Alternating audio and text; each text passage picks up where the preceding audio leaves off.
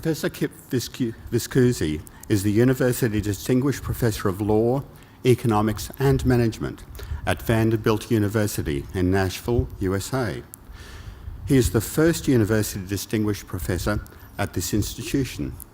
He is the award-winning author of more than 20 books and over 340 articles, most of which deal with different aspects of health and safety risks.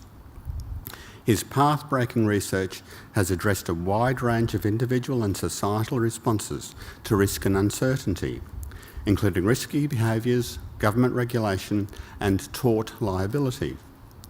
He is widely regarded as one of the world's leading authorities on benefit cost analysis, and he has served as president of the Society for Benefit Cost Analysis in 2015. Professor Viscusi's estimates of the value of risks to life and health are currently used throughout the US federal government. He has served as a consultant or a council or board member on many US federal government bodies over many years. His presentation today is titled Pricing Lives and is about the analysis, measurement and application of the value of a statistical life.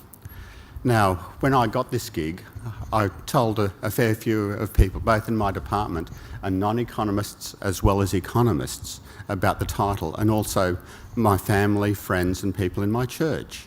And I got a wide variety of reactions, and quite different reactions from economists versus non-economists. And the reactions from non-economists were quite interesting. They were along the lines of, can you do that? Should you do that? Is it ethical to do that? Now, I don't expect Kip to answer all of these questions today, but certainly he can answer, can you do that, and what's the estimate of it? Professor Viscusi contends that the measure of the value of a statistical life establishes the appropriate economic price for reducing fatality risks. My department, the Australian Government Department of Employment, uses estimates of the value of a statistical life in determining the death benefits paid for workers' compensation and for programs for job seekers, such as the work for the Dole projects. For participants on such programs, my department administers the purchase of insurance that performs a similar function to workers' compensation. The value of a statistical life is also useful in determining some aspects of work, health and safety policies. And of course, work, health and safety is the modern term for occupational health and safety. In this context, I'm keenly looking forward to Professor Viscusi's presentation. Over to you, Kip.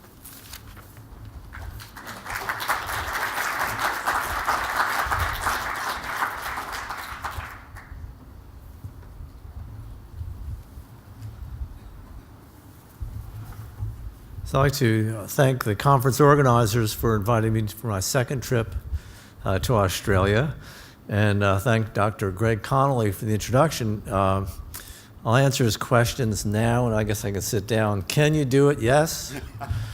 Should you do it? Yes.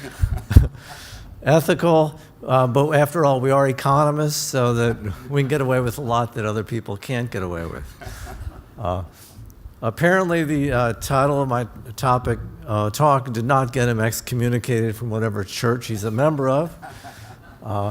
It's also going to be the title of my book, so you'll have to tune in about a year from now. That'll be out with Princeton University Press in about a year. And when I thought of the title, I was trying to think of something that would be, catchy and maybe a bit controversial, and I guess I've succeeded, at least in terms of being a bit controversial. Well, here's the outline of what I'm going to talk about today. First, why and how do we value lives? So in what different contexts does society value lives? I'll start off by talking about how we value lives for policy. So in particular, how do government agencies value lives? Which is where most of the action has been up to now. Next, what's an Australian life worth? So what are the guidelines for Australia? What should the appropriate value be for Australia? After we're done with the government, I'm now going to turn to a different area of decision makers, in particular corporate decision makers. What do they do currently in terms of valuing risk to life? and do they do anything that's at all sensible? Then I will turn to ethical and policy controversies. Yes, there are controversies in this area, and not simply the entire enterprise some may view as controversial, but certain refinements are controversial as well. So, for example, are older people's lives worth less? Finally, I'll review the different contexts in which we value lives and say a bit about what the appropriate approach should be in each of these situations.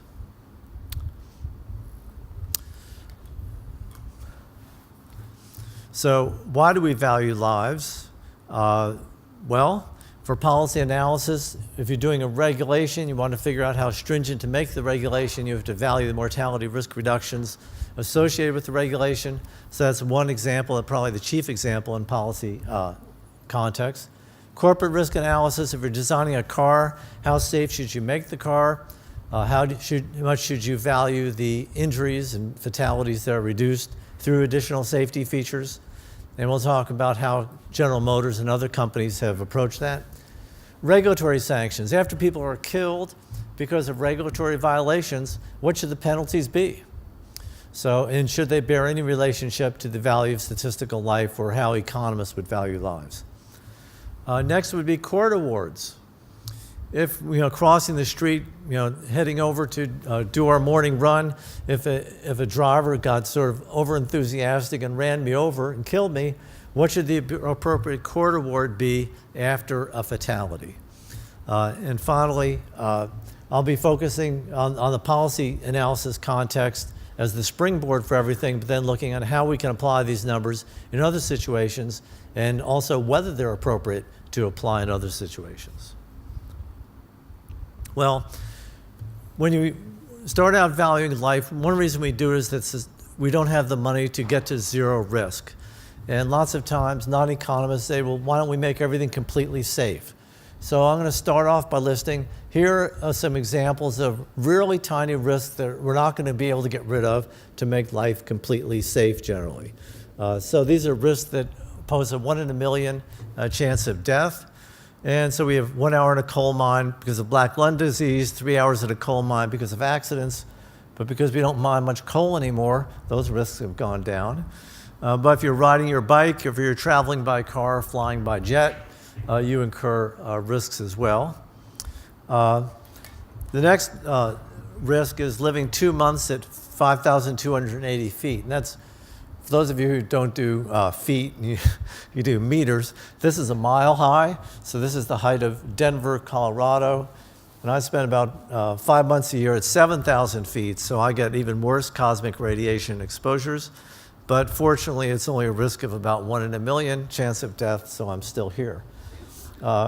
Living 2 months in an average stone or brick building, a chest x-ray taken at a good hospital, drinking Miami drinking water for a year, or living at the boundary of a nuclear power plant. These are all risks. So when people say, oh, there's a carcinogen here, or there's a risk there, yes, there are risks everywhere, but you have to look at the magnitude of the risk, what are the costs to reduce the risk, and then ultimately make some decisions about which risk we want to target in terms of the improvements we want to make.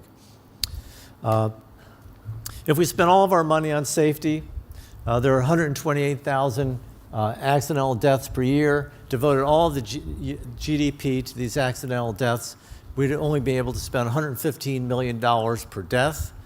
And then we still have all these disabling injuries and illnesses to deal with, so there's no way we can get to zero risk. So the question is, how should we price the risk reductions, recognizing that we do have constrained resources? So the approach that I've taken, as well as many economists, is to look at the risk-money trade-offs for small risks of death. And why do we do that? Is it just because it's something we can measure? Well, it actually is related to what the policy evaluation task is. So usually if you're looking at a government policy, these reduces the risk of death from pollution or an accident. You're looking at a small change in the risk, and the appropriate valuation of this small reduction in the risk is society's willingness to pay for a small change in the risk. So what we're really after is what's the trade-off between money and small changes in risk. That is the appropriate policy valuation measure. So not only is it something we can measure, but it's also the right thing to measure in terms of how we should value the benefit reductions associated with mortality risk benefits of government policies. So this is going to be the audience participation part of the talk. And what I'm going to ask you is how much you're be willing to pay to eliminate a one-time only risk of death of 1 chance in 10,000. And we'll do this in Australian dollars, so to make these numbers a little bigger than if they're US dollars. So you could offer me an infinite amount, and I don't want to take that literally. All of your present and future resources will suffice. Above $1,000, 500 to 1,000, 200 to 500, 50 to 200, or 0 to 50. And to make this more concrete, I think this is the Olympic Stadium in Sydney. And suppose there's 10,000 people in the stadium. Actually, it looks like a whole lot more than 10,000, but assume there's only 10,000 people in the stadium. One of you is not going to leave. Okay? How much are you willing to pay so that you're not that person? So let's go back. So who's willing to give me an infinite amount, all their present and future resources? Show of hands. Okay. Above $1,000. We definitely have some high rollers here, especially on that side. This is the affluent side of the room. 500 to 1,000. This seems to be a popular choice over here. 200 to 500. Of course, I knew you'd go for 200 to 500. I knew too. Yeah. 50 to 200. 0 to 50. Well, the 0 to 50. Presumably, you're not Australians. We're going to find out there's countries where you would fit in terms of the valuation of the risk to your life. And I think the reason why some people give me low numbers, they don't really think there's a 1 chance in 10,000 they're going to die. And then the problem with these survey questions, or one aspect of the survey questions, is can you make the risk credible so that people really believe it? And I think generally the survey responses you get tend to be low because people don't believe it's a risk of death, whereas if they're working on a job day to day and they see workers injured, occasionally workers die, then the risk is much more concrete. So if you said an infinite amount, your value of life, statistical life would be infinite, but we had nobody here like that. So we've crossed the hurdle as to whether we should price lives. Is the question just what should the price be? Above $1,000, there were some high rollers there, particularly on that side of the room. Their value of statistical life is above $10 million. If you said 500 to 1,000, your value is between 5 million and 10 million. 200 to 500, 2 million to 500 to 5 million. 50 to 200, your value of statistical life 500,000 to 2 million. And 0 to 50, unfortunately, your value of statistical life is up to $500,000. You might say some of these numbers look pretty big.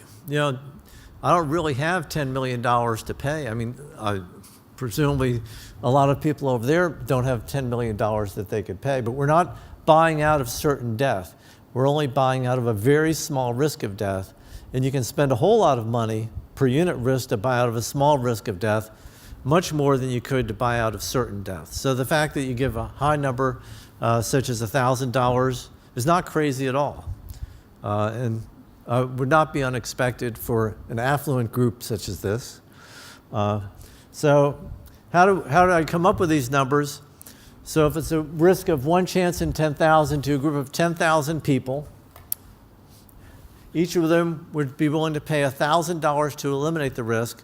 So we've got your 10,000 people in the stadium, each of whom would be willing to pay $1,000. We could raise 10,000 times 1,000, or $10 million total, to prevent that one random death to the people in the stadium. So that's basically where these numbers come from.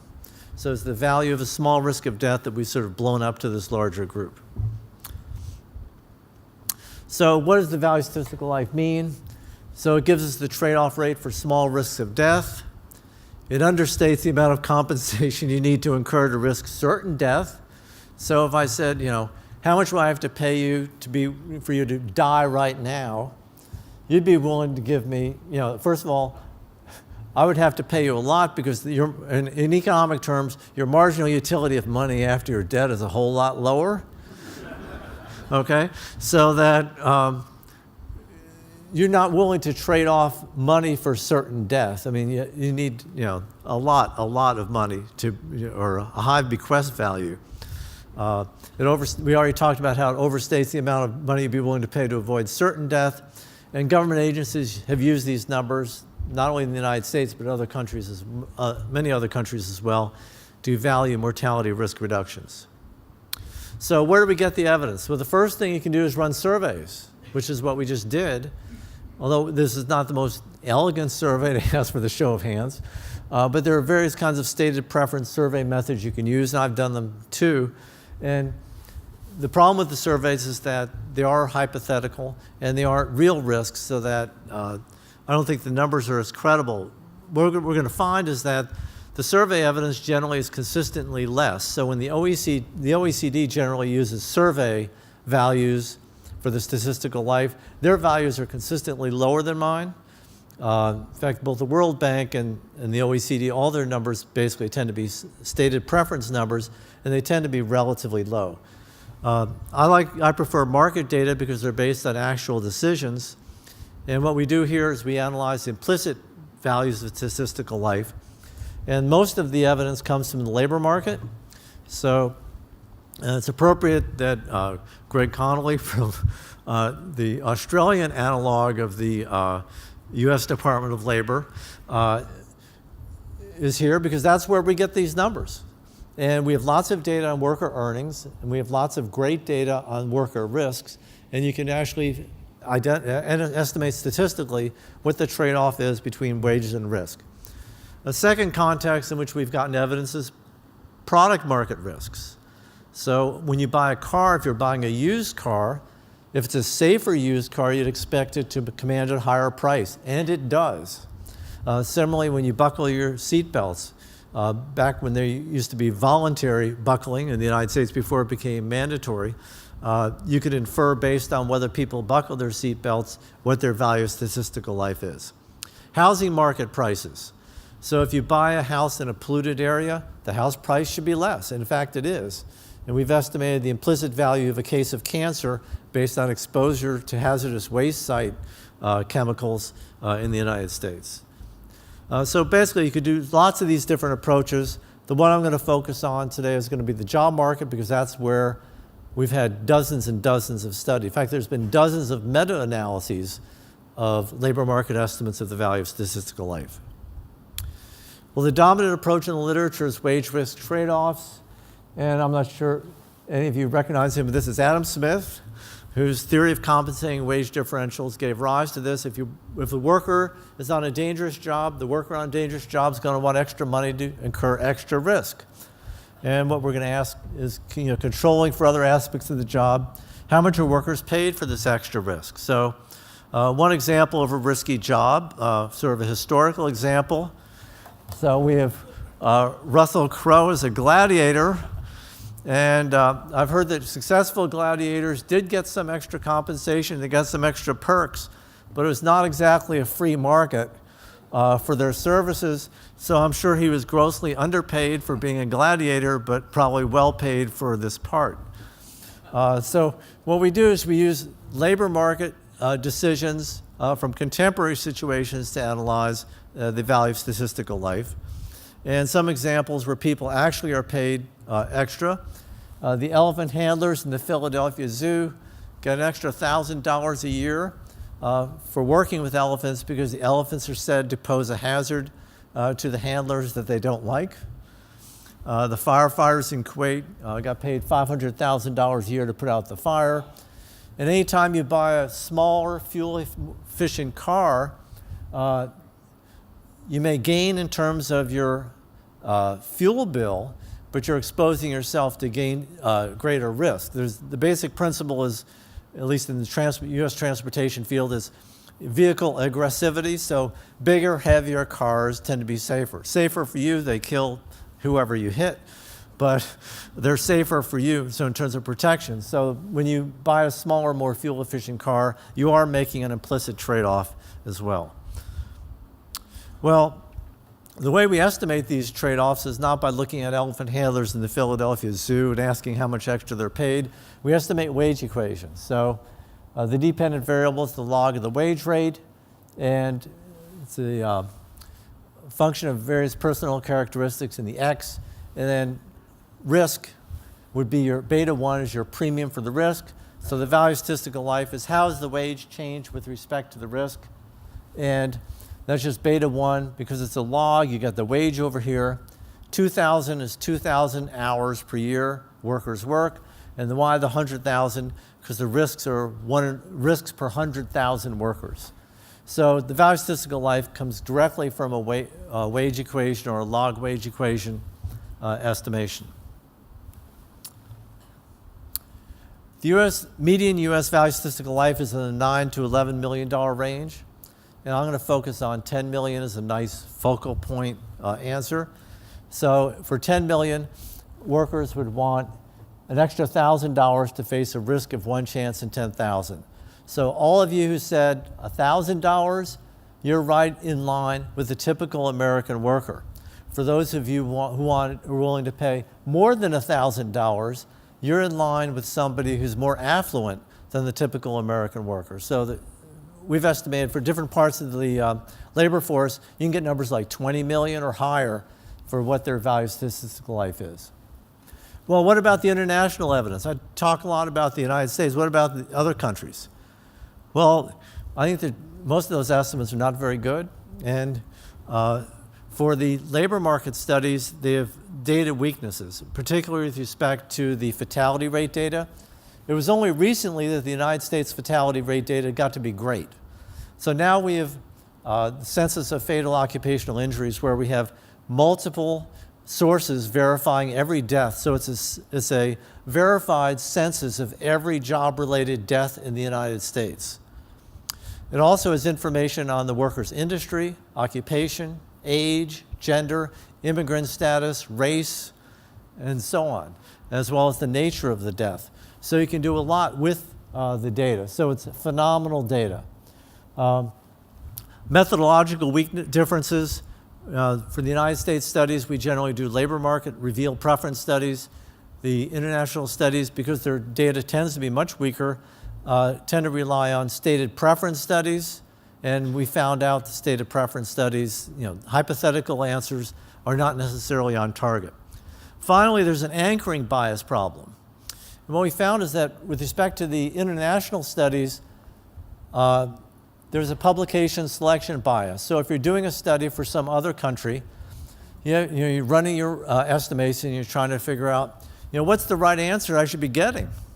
Well, if everybody in the United States says the number is, let's say, 9 million, 11 million, maybe I should be getting something close to that before I send it into a journal. Or if you send it into a journal and you get a number like, is it far off from that, the journal editors may say, wow, that doesn't look right. We're not going to publish that. That's just goofy to have a number that's out of line with the literature. And what we found is that there's huge anchoring biases and selection effects with respect to the international evidence.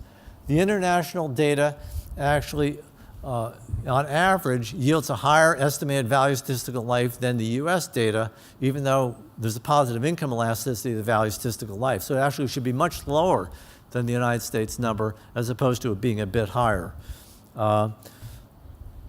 So how do we conceptualize the appropriate value for policy, and how do we map the concept into monetary figures? So that's where we're heading next.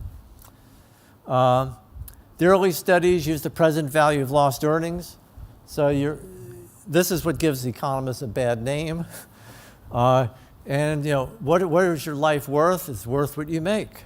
So it's an easy number to calculate. It's used in court cases in the United States, but it's divorced from the benefit principle of your willingness to pay for a small risk of death. It's good economics, but not for this purpose. And many viewed, when I suggested using the value of statistical life by just the very labels, people would say, oh, that's immoral, we can't do that. So anyway, back in the Reagan administrations, when the United States first started to worry about this, there's a picture of Reagan balancing money against 3 lives. And what is this all about? So this started in 1982.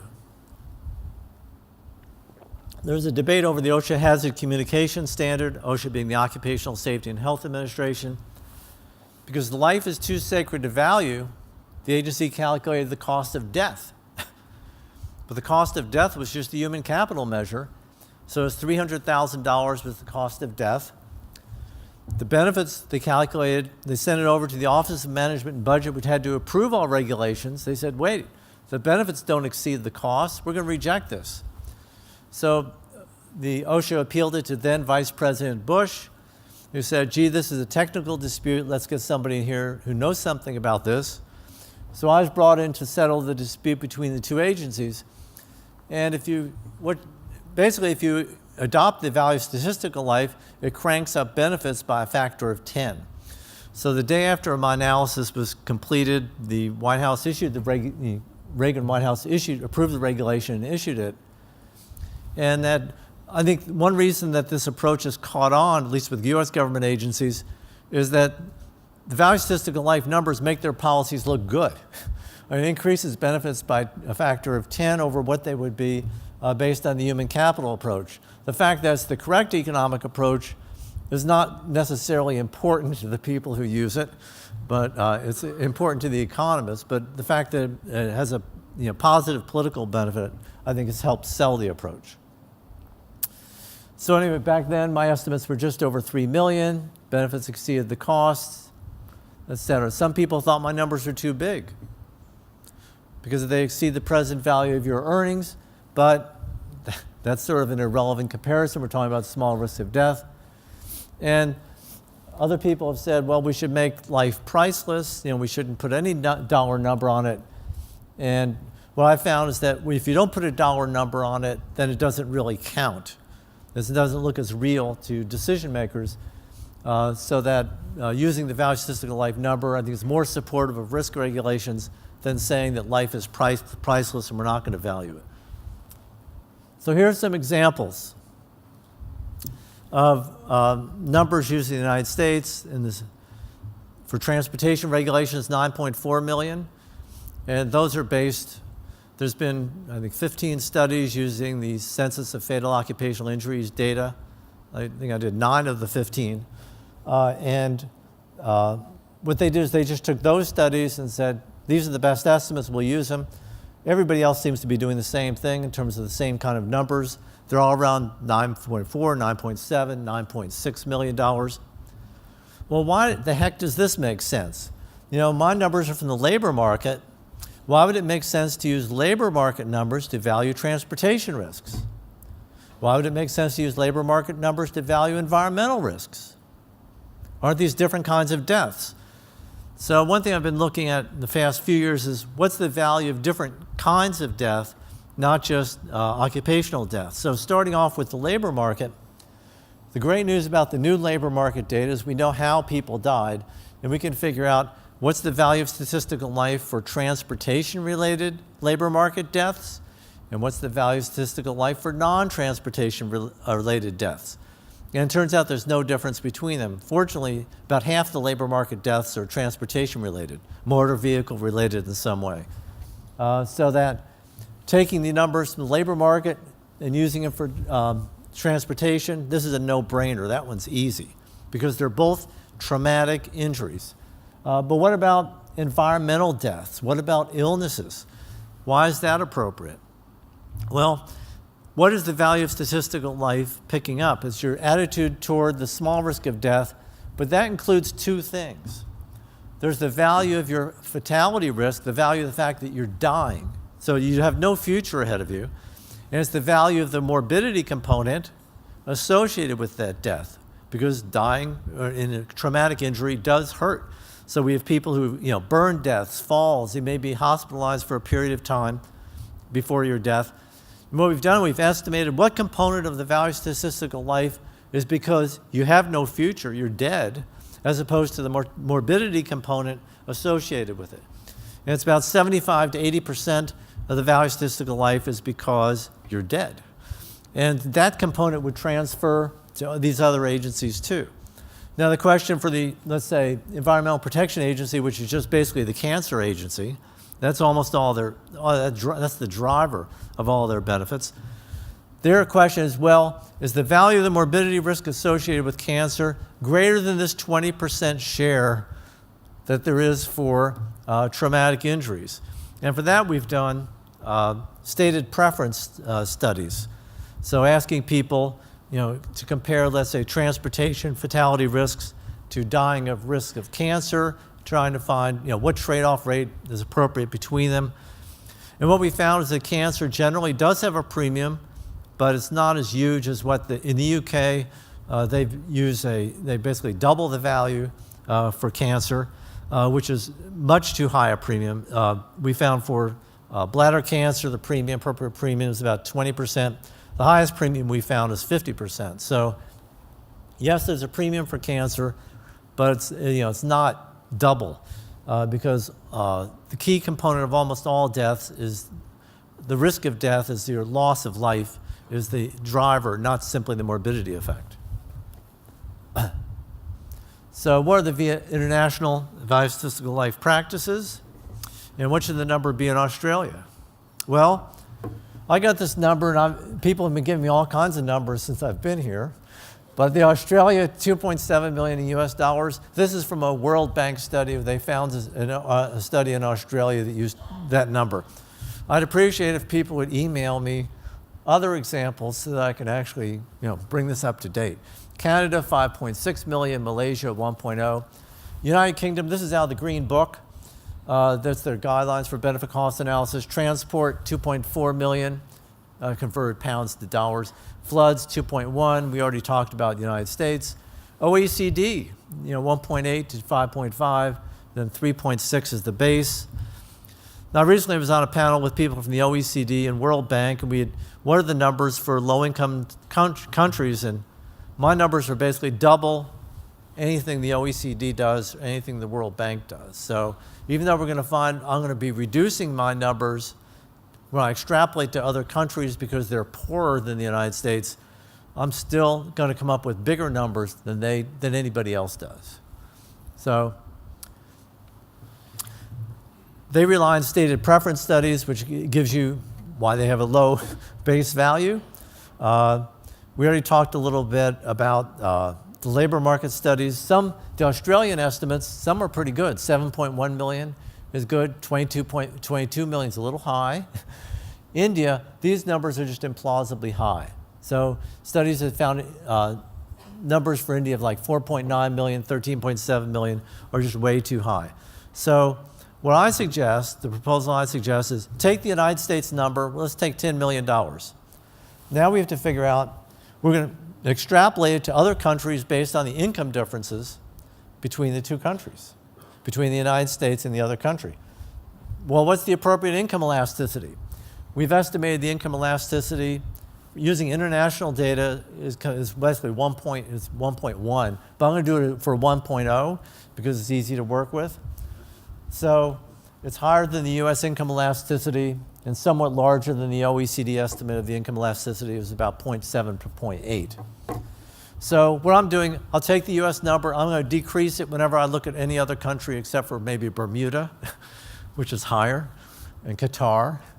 So here are some numbers. United States, 10.0. Australia, 7.9. You might say, well, you just happen to bring Australia with you because this is the talk in Australia. Well, actually, Australia beats almost all of the European countries. Higher than France, and so higher than Italy. Canada is next, 7.6 million. UK, 7.1. Still a whole lot larger than the numbers they use. New Zealand, 6.3. Malaysia, 4.6. Indonesia, 1.9. Burundi, 0.1. So it's 100,000 is the value of statistical life. So somebody in Burundi 1 chance in 10,000 risk of death, that's worth $10 to them.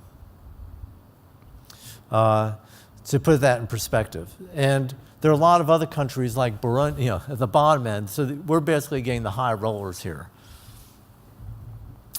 So the policy gaps, generally what we find is that countries' numbers are too low.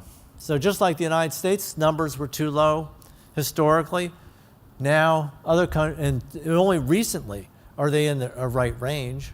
Other countries also tend to be too low. So United Kingdom, they're off by a factor of 3.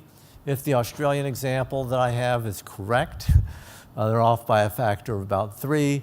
Malaysia's off by a factor of almost 5. And it's a consistent pattern of undervaluation throughout the world. Okay, so we've just solved the international policy analysis problem. What about corporate risk analyses? What about companies? And how do companies price lives? And what numbers have they used? What's happened to them? And I'll try and speed this up a bit. So the National Highway Traffic Safety Administration, there was the GM ignition switch problem. So they have the ignition switch where basically the vehicle would die when you're driving it. So they didn't report the defect. And should they have? What sort of analysis? If they'd done the analysis correctly, was this worth fixing? So let's get the switch accidentally turns off. They identified 64 fatalities. Well, heck, there ended up being over 120, but we're going to work with 64. That's what they thought it was. And the recall would have cost $100 million. Well, should you bother doing it? Well, look, here's the mortality cost calculation. If you take the Department of Transportation number of 9.4 million times 64 deaths, that's 602 million, or if we use the number that would have been pertinent back in the era when General Motors learned about the ignition switch problems, it would still be 448 million. It's still greater than the cost of the recall. So they should have done the recall if you'd done benefit cost analysis. And basically the corporate culture at General Motors has simply not been that sympathetic to risk analysis. So here are the forbidden words that GM employees are never supposed to use in talking about the safety aspects of vehicle. You can't say bad, critical, dangerous, defect, failure, problem, safety, serious, unstable. Inflammatory words, you can't say things like apocalyptic. You don't want to say this is a safety and security issue. And simply they've suppressed all discussion of safety. Well, why did they suppress discussion of safety? The reason is they've gotten hammered in court cases for doing risk analyses. So let me give you some examples. That's sort of fun, but I'll skip it. Let's go to, here we go. Let's go back. Miles versus Ford Motor Company. Ford would first run a cost, this is their transgression, they would first run a cost-benefit analysis to see what the cost would be to repair the defect. Next, Ford would assign arbitrary values to each, it sounds like what economists do. We run a cost-benefit analysis, assign values. The unfortunate thing is they didn't value life properly. They valued life based on what they paid off in court awards or the present value of lost earnings. And this shows up again and again. Same things, Chrysler Corporation, the officials at the highest level cold-bloodedly calculated, the cost and benefits, and then concealing the defect would be cheaper. They get hit with a $250 million punitive damages award. These are like a lot big awards coming up. Another one's a fuel-fed fire impact case. Once again, they did a risk analysis, used $200,000 per fatality. They knew. Was the constant refrain, and then another punitive damages award above $100 million. And they just keep on coming. Jurors told reporters they felt the company had valued life too lightly. We're just like numbers, I feel to them, statistics. That's something that is wrong. So, I have a whole litany of these things. And so I said, well, can we fix this? What if the companies use the value of statistical life in their analyses? They actually did the analysis right. Well, as it turns out, So I run a series with hundreds of mock jurors, series of jury-type experiments asking them, was the company guilty, and then what sort of damages award would you levy? The higher the value that the company uses to value the deaths, the jurors figure they have to levy an even higher value in order to send the company a signal. So that if the company uses a $7 million value, they have to levy a penalty of, let's say, $10 or $20 million to show that the company didn't value lives enough. So what I've advocated is that there should be more legal protections for corporate risk analyses, so that if they do the corporate risk analysis, you can't simply say after the fact they knew about the risk, since we actually want companies to think systematically about these risks. Well, let's do some controversies here, since this, as if we haven't had enough. Lives to be saved. You know a lot about value statistical life at this point. We've been at this for almost 45 minutes. There's a girl in the well. The girl's been trapped in the well. And now the mayor comes to you and says, it's going to cost $25 million to get her out of the well. Now, you're an expert on the value statistical life now. How many people here are willing to do the courageous thing and leave her in the well? Okay, okay, nobody. So, identified lives are different. So we're no longer in the realm of small risks of death, so that we don't leave the girl in the well, we don't leave coal miners trapped, we don't even leave whales beached, so that these things are treated differently. Issue number 2, ethical issue 2. Should income levels matter? Are rich people's lives worth more? Sure, there's a positive income elasticity. Your valuation's greater. And I've argued, at least for the airline safety, that we should regulate airline safety more stringently, because the passengers are more affluent, and we're not giving away government money for that. We're going to raise the ticket price. The ticket price will reflect the cost of the added safety improvements. So that didn't get anywhere, my advocacy of this, but it did help the Department of Transportation raise their numbers overall. So what about if you're on a cruise ship, should there only be lifeboats for first class? After all, their value statistical life's higher. Or, what if we'll sell lifeboat tickets as a part of a package deal when you get on? But ex post, when time comes to board the lifeboats, death is a certainty and it's not a lottery, so it becomes a different ball game. What's the government practice with respect to income? Everybody reduces income, the VSL, for poorer countries. That's the bottom thing, OECD and the World Bank. The United States, what we do is we look at, over time, if income levels have gone up, this year over last year, we'll raise the value statistical life for the agency. But what they will not do is look across different groups in society at a point in time and say, here we're saving lives in a poor neighborhood, their lives are worth less than saving lives in a rich neighborhood. There are no contemporaneous comparisons based on income. It does create an equity issue with respect to the future, in that future generations are going to be more affluent, and if we value their lives more highly, we'll be transferring money from the poorer current generation to the richer future generation. So it's sort of interesting issues in terms of income at a point in time or over time. Older people. Are older people's lives worth less? The lifetimes, remaining life is less? Well, what you want to ask is your willingness to pay for risk reduction. How does that vary with age? So the Environmental Protection Agency once tried to do this, and seniors on sale, 37% off. So if you're over age 65, your life has a value of 37% less. You might guess this did not go over well. Anyway, so, but then you might want to say, well, what's fair?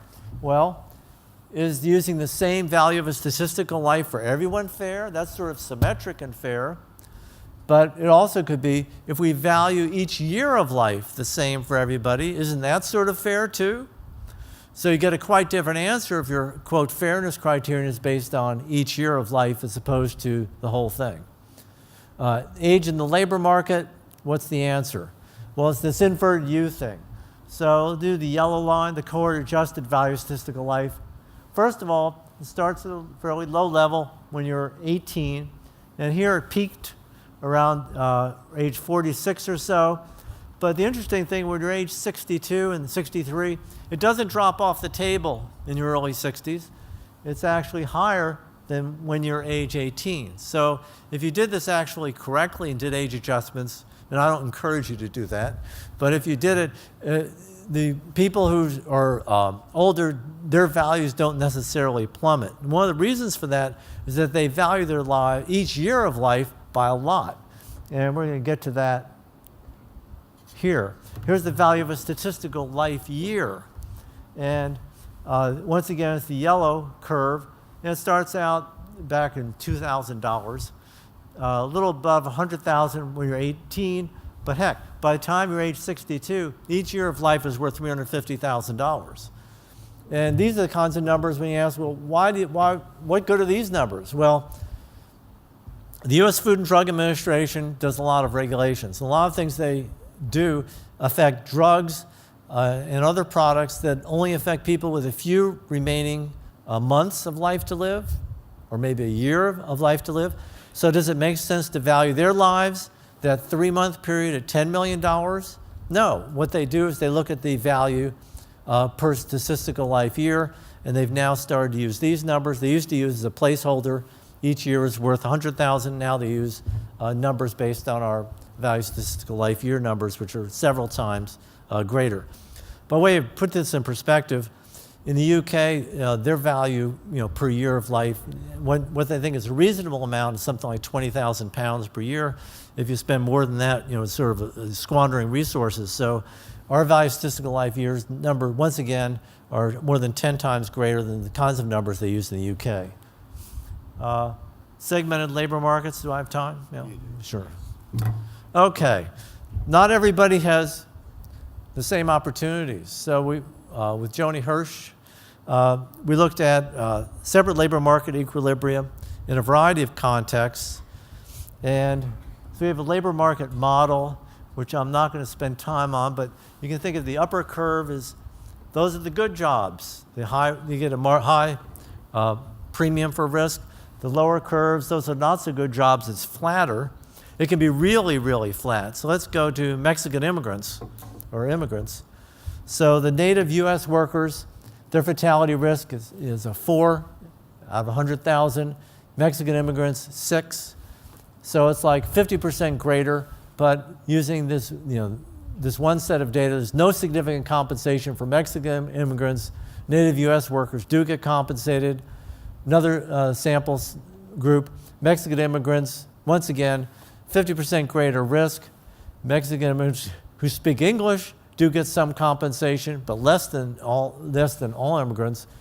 So that in Mexican, basically immigrants who don't speak English, well, are not that fluent in English, don't get compensated at all. So there are some groups that fall through the cracks. So looking at compensating differentials like this also can help you identify where is the labor market not working that well? Where is it, what are the areas that we should be targeting in terms of our regulatory reforms? Final issue, the devaluation of life. For some reason, who knows why, the Air Office of the U.S. Environmental Protection Agency decided to reduce their value of statistical life from 8 million to 7 million. And people went nuts. Our lives are now worth $1 million less than they were before.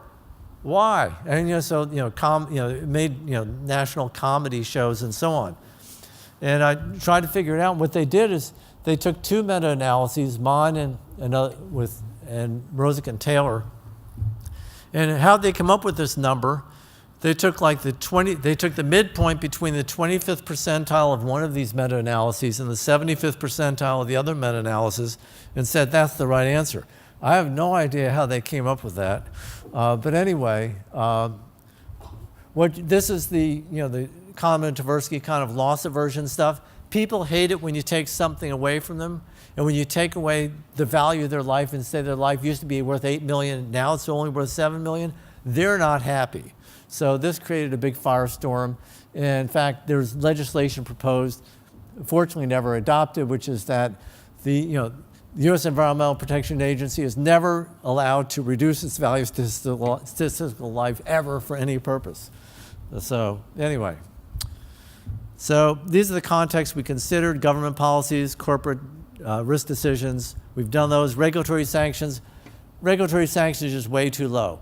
If the company is guilty of a regulatory violation that kills people, they should be slapped with a fine that's comparable to the value of statistical life. So in the case of the GM ignition switch problems with killing over 120 people, they should be fined, over $1 billion in fines, as opposed to a $35 million fine cap, which they had to pay. So conclusions. So although this entire enterprise is controversial, age, income, and other influences are particularly controversial. But I think much of the controversy around this pricing lives, the entire enterprise, is because people misunderstand what the economic value is. They view us as some sort of bean counters or simply tallying up people's income or the value of the taxes they pay. And I think our answers are a little more subtle than that. What we do is we're getting at society's willingness to pay for the risk reduction, which is what the valuation amount should be. For those who say that we shouldn't put a dollar number on these, my response is that when you monetize benefits, it makes them matter. When government agencies put the non-monetized things in prose at the end, saying, well, these other things we couldn't put a dollar value on, but they're important, I think people tend to ignore those components. So that the result is that if you treat the value of lives as being priceless, ultimately I think it'll tend to make things worthless. The answer for Australia, the 7.9 million US is 10.4 million in Australian dollars. So the right answer for Australia is the same as the United States. It's different dollars, but it's also $10 million. And the general theme throughout all these things is that broader application of the value of statistical life would save lives throughout the world. And although my book's not out, it will be out a year from now. So anyway, Pricing Lives, Guideposts for a Safer Society will cover these and other issues in greater detail. So happy to answer any questions.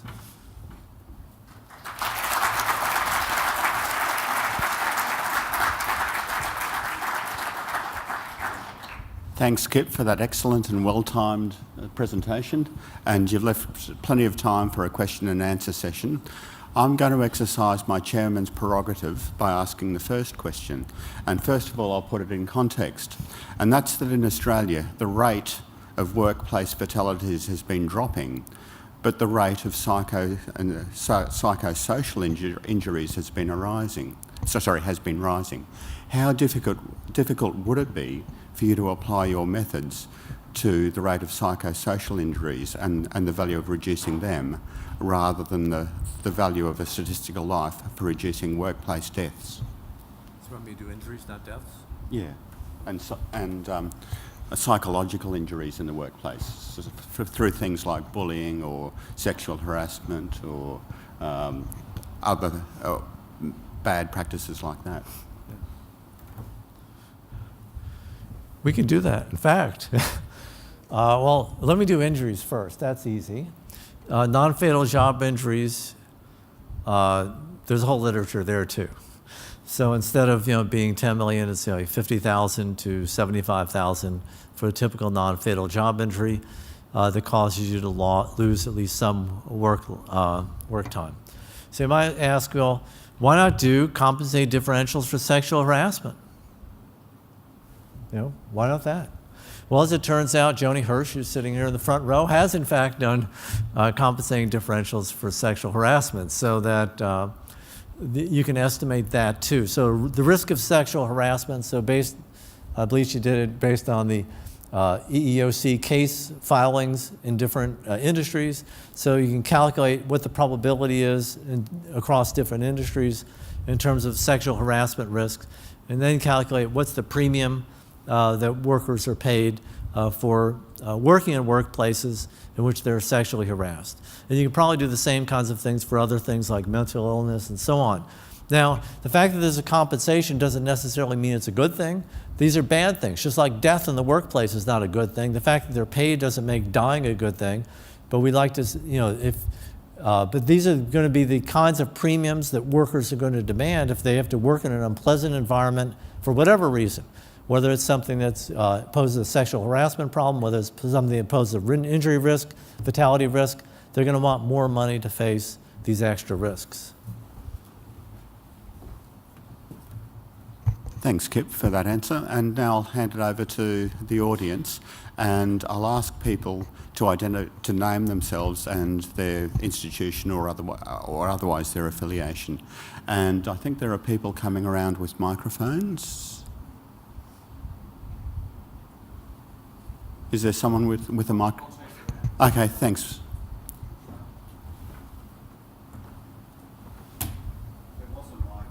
Yeah.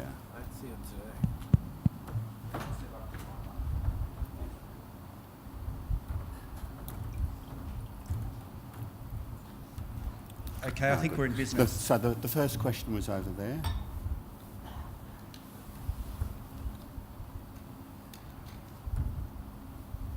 Thanks, Kip. Richard Tooth, Director of the Superior Research Group, a consultancy. Think that's wonderful. Interested in this issue of regulation and the corporate issue, and whether could we get a regulatory approach using value statistical life to effectively override the tort and remove the need for tort liability in such cases?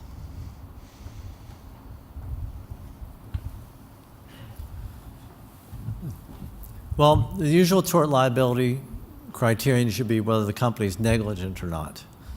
And if the company struck an appropriate balance between safety and risk using the value of statistical life, not only should you not be able to use that against the company in a court case, but that should be evidence that the company was not negligent.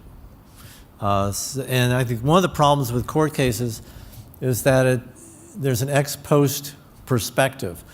So that what happens is that when the court considers it, the accident's already happened. It's not the time of when they're actually making the product design decision, where when you're doing the product design, you spend a certain amount of money to reduce this many expected deaths and you decide whether it's worthwhile. After the fact, in the first of the examples I actually went over quickly, after the fact, when the jury considered it, it was a $11 part on the one hand that the company could have installed versus a burn death on the other hand, and the burn death is going to win over the $11 part. And what juries should be doing is, instead of comparing the $11 part with the burn death, at the time the company made the design decision, if it had changed the design for this entire vehicle line, would it have made sense to do so? And then if it would not have made sense from the standpoint of a benefit cost standpoint, valuing lives properly, then the company's not negligent. So yeah, it should actually help the company. I'm not sure if we can necessarily always get them off the hook because of that, but that certainly should be in their favor.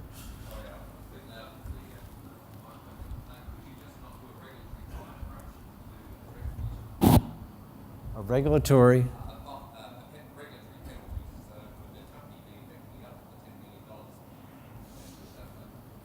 So do you want a regulatory penalty after the fact? Sure. Yeah, in fact, that would have worked that's what I've suggested for, in the General Motors case and also, and more generally. I think that if regulatory penalties equal the value of statistical life, they will serve the optimal deterrence function. We're done in terms of deterrence. Now, for the person whose life has been lost, their family's lost something too.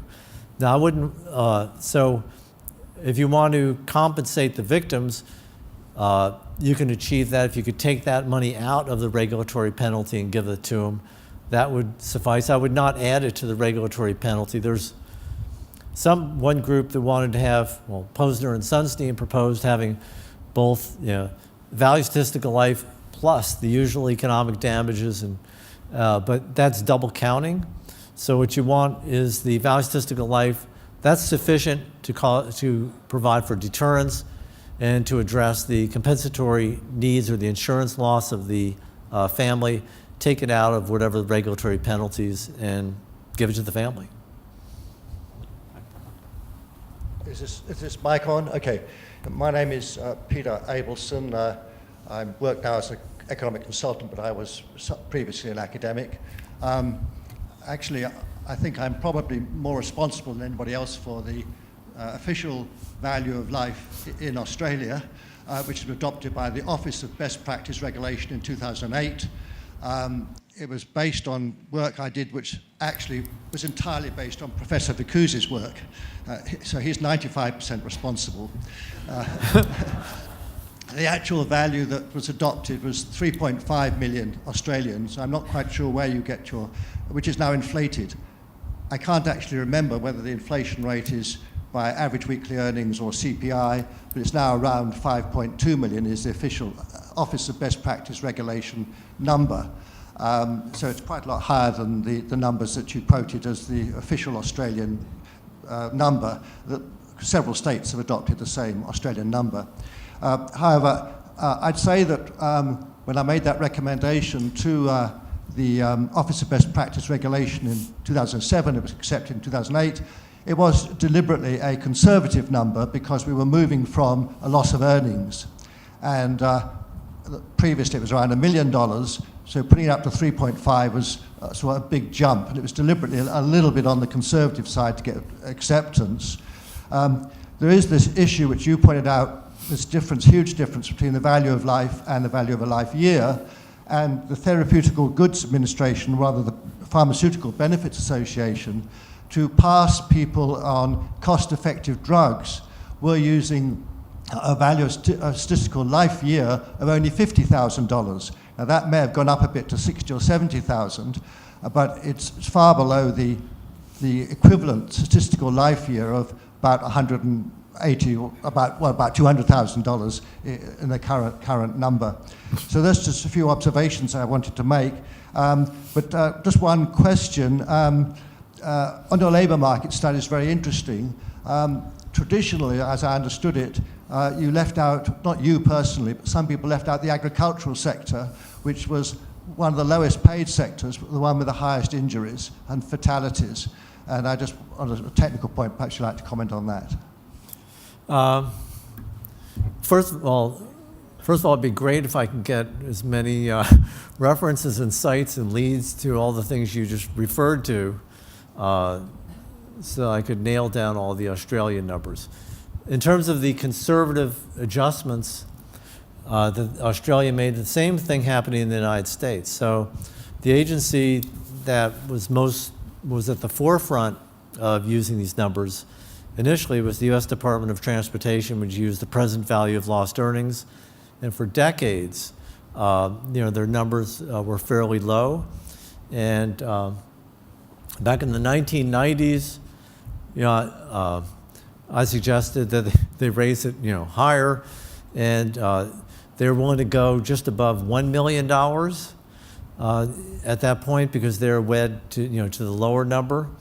And it also, it became a very politically driven kind of thing because lobbyists from the major automobile companies were fearful that if they used a high value statistical life number, there would be a lot more automobile regulations, which they opposed. So they lobbied fairly strongly.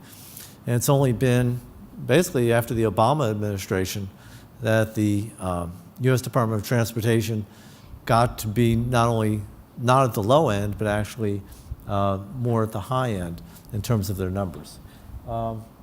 As for the agricultural sector, one of the problems there is, I agree it's high risk, but it's hard to figure out the denominator often. So it's the risk, and then you have to figure out how many hours the person works. Some of these are family farms, and the data is not that good for family farms. They're not included in a lot of the data sets.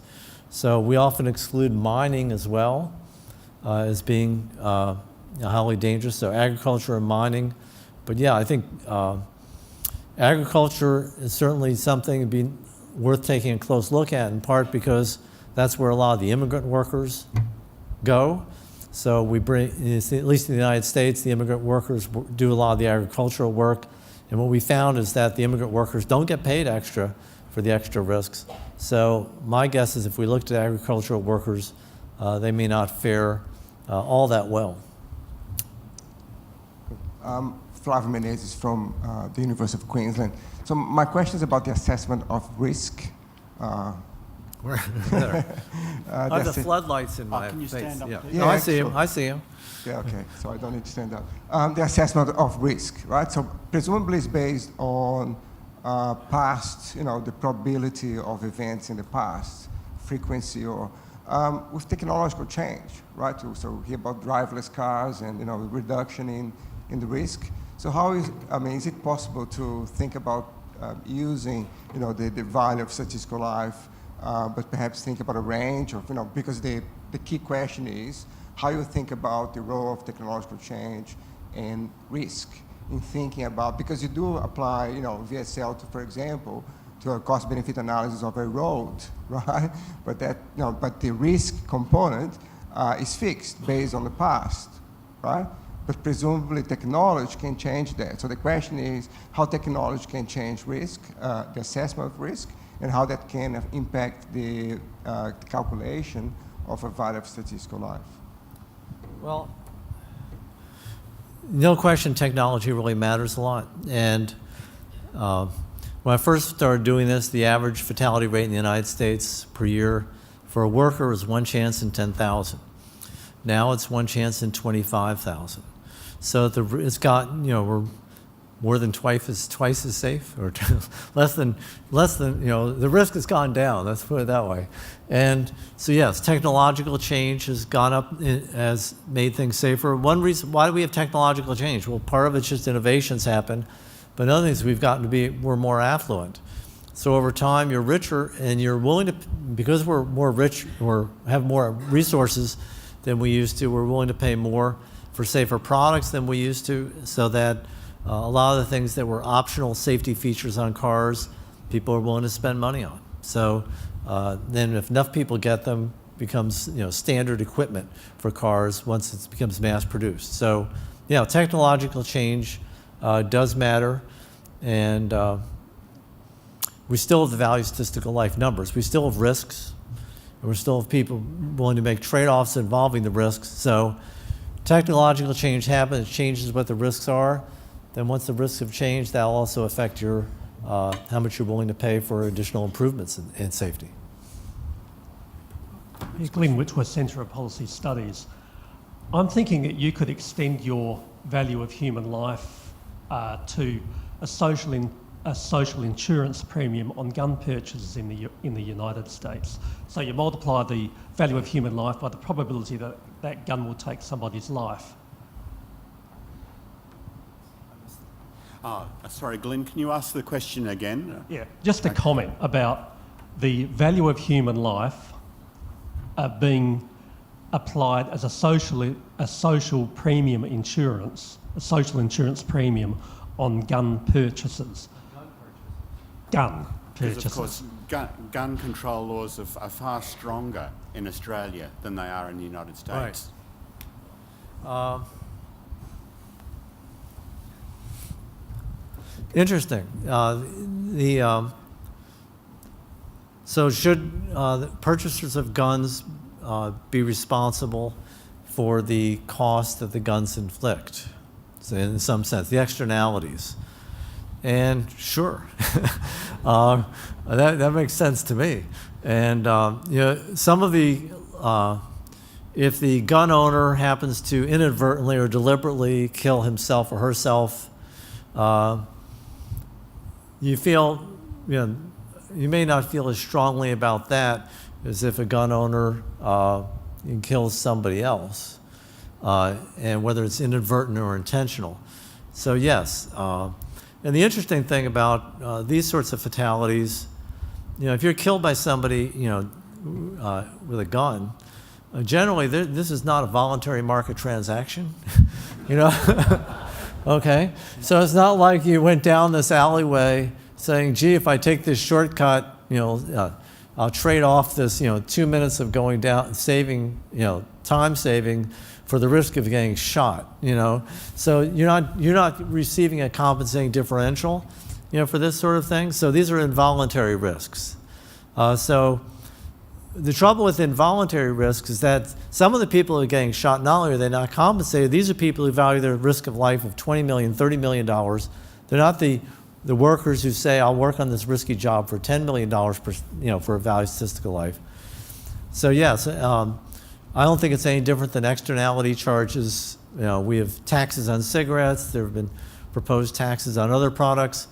I think incorporating the externality cost of a product in the purchase price of a product makes perfect sense. We had done, Joni Hirsch and I had done calculations on the private internality cost of cigarettes. And that's a substantial number because that's the huge risk associated with cigarettes. The external cost in terms of the financial loss is not that great. I mean, it's actually, if you calculate everything, it's actually a cost savings because pension cost savings and other, you know, retirement benefit savings, nursing home cost savings exceed the more immediate medical costs.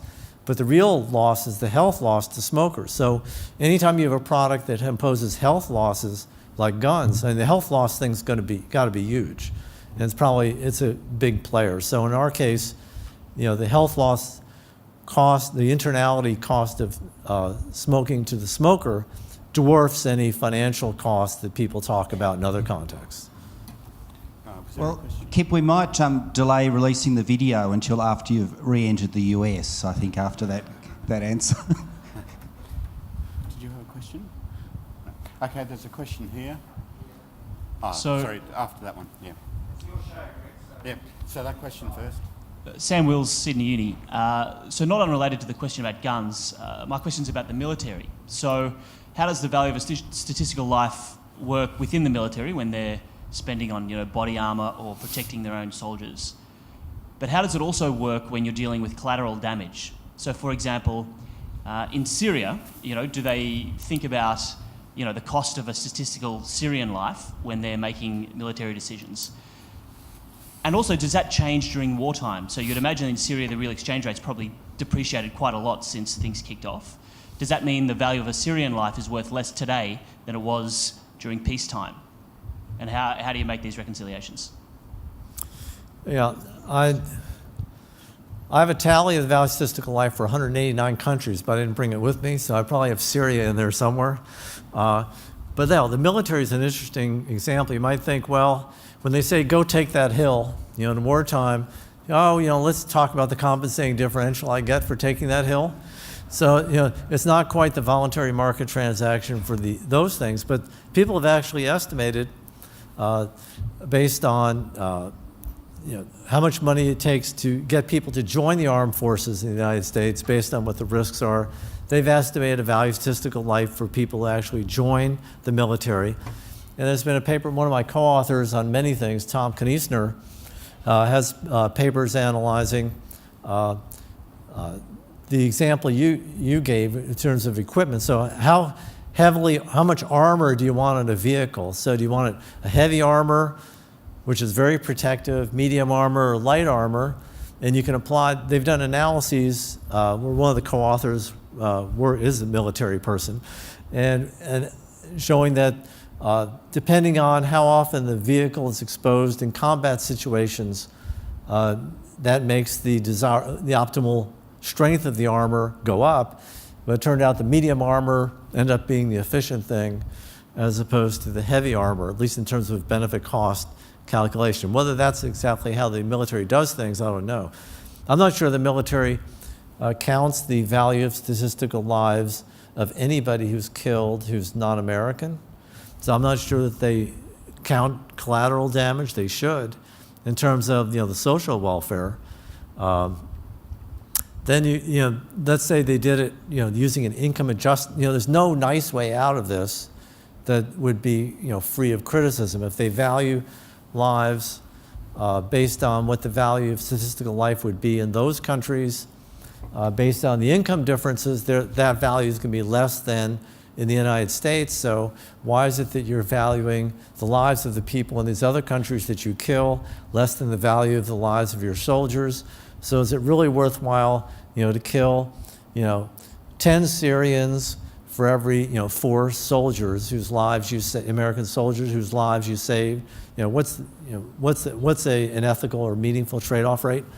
I think these are really, really tough questions, and my guess is nobody's there really thinking about them in a certainly a sensible way. So I'd be surprised if there's any explicit value placed on risk to life by the military. Some people have also, one last thing, some people have done, one guy's done implicit values of life in World War II with respect to the allocation of troops and armored vehicles and how much they valued U.S. lives, but they didn't value, there's no study there of how much they valued the lives of the people in those countries who died. So those lives certainly matter, and I'm not sure that they are counted sufficiently when they do the calculations. Okay, the next question's coming from down here. Brad Ruding from the Productivity Commission. Behavioural economists have found that people aren't always very good at making decisions based on small risk levels. Does that bias your estimates? The good thing is that workers see these risks all the time. So this goes back to psychologists. So very small probabilities, such as 1 in a million, people tend to overestimate those risks. So there's systematic pattern of overestimation of low probability events, underestimation of the really substantial risks that kill you, such as heart disease, cancer, and so on. And so the question is, do people understand these risks? And what I've done is I've actually, the labor market estimates are done for average fatality rates for the workers' industry and occupation and other sorts of refinements. And I've done that also conditional on the worker himself or herself perceiving the job as dangerous, and you get exactly this, no statistically significant difference between the two. And I've also run surveys of chemical workers, asking them, rate the risk of your job, and then we give them an ordinal scale, and you come up with risk perceptions that turn out to be identically equal to the accident rate in the chemical industry, which is not information they're provided with. So I think, unlike a lot of studies where you just ask people point blank, how many people a year in this country die of heart disease, how many people a year die of botulism, where people tend to get numbers that overestimate small risk, underestimate large risks. Risks that people deal with on a daily basis, have lots of experience with. They have on-the-job injuries. If they experience an on-the-job injury, they're more likely to regard the job as dangerous. If they're not compensated enough for the job, they quit. And these kinds of risks, I think, perform much better than risks that people are unfamiliar with and are not dealing with in a repeated situation in an economic context. Okay, the next question's from here. Hey, Michael Jaitilika, Royal Automobile Club of Tasmania. A few years ago, there was an example of a factory fire in Bangladesh which killed a lot of workers there that were producing goods for sale in Australia. You mentioned through your talk that different countries have different pricing of lives. If the company had have done a cost-benefit analysis, it may have passed the test in that country, but not for where the product was being sold. So my question is, should multinationals or businesses doing have a large supply chain overseas be using the consumers' priced lives or the producers of the product priced life in their cost-benefit analysis? Well, I think they should ask what's the appropriate value of statistical life for that country. So there have often been suggestions that we should, the United States shouldn't import any goods that are produced in a manner that doesn't meet U.S. safety standards or environmental standards. And that wouldn't help poor countries because that means we wouldn't buy anything from anybody else. I mean, I think that would be the Trump administration's goal, but I don't think that would be helpful to these other countries. So the question about the fire in Bangladesh, which does get a mention in my book, by the way, is that my guess is that this fire was also inconsistent with what the optimal regulatory policy that Bangladesh would view as appropriate. So that's not simply a situation where U.S. consumers of products produced in Bangladesh have a different risk-money trade-off, but also in Bangladesh, they view this as inappropriate. So that I think bringing international pressure to bear on mismatches or gaps between the levels of safety that prevail in a country and how much people actually value safety, the people are actually harmed by these things, is quite appropriate. So. Okay, the next question's coming from over there. Hi, my name's Tobias Beckman. I'm from the Department of Prime Minister and Cabinet. There's been a lot of increased interest in ethics these days, particularly with the rise of self-driving cars and that sort of thing, where companies are having to start making decisions of how do you direct a car if you have to be either choosing to crash the car into a wall at the risk of killing the occupant or driving into a crowd. How have any of these companies been engaging with VSL type analysis when making these sort of decisions? I haven't seen companies do. First of all, almost all automobile companies have shut down their risk analysis brains. Okay, in terms of figuring out what are the risks and the cost trade-offs, simply because they've been hammered so often in these court cases with many awards over $100 million. I think like 6 of them over $100 million. So that I'm not sure that they approach these things at all. The example you have, are corporations thinking of the trolley problem or, sort of related kinds of things. Is it better to kill an occupant or kill, 5 pedestrians? I'm not sure how much they're thinking about it, but I think government regulators should before they turn these things loose. And what is the decision-making rule that's going to be employed? I mean, those are great issues. I don't think they've been resolved. As far as I know, nobody's thinking about them using value of statistical life. Jason Asios from the Centre of Policy Studies. I was wondering whether any life insurance companies had approached you to help them gauge what the level of appropriate cover is for some of their policy holders, because there is a bit of a pattern of under life insurance, and I was just wondering whether you'd looked at that from either a total and permanent disability or actual life insurance level, and what the findings of those studies, if you've done them, were. Yeah. I've done some work for insurance companies and as well as for the government, which also pays off as well. Generally, they oppose using these numbers for compensation purposes. These are deterrence numbers, like the $10 million. So if you were to buy an insurance policy, I have pretty good coverage, but I don't have any life insurance, I don't think, except with my job. But most people don't go out and buy $10 million insurance policies because, after you're dead, that's a whole lot of money to leave as a bequest. And it's often come up in court cases where, the plaintiffs will say, we want the value statistical life in compensation.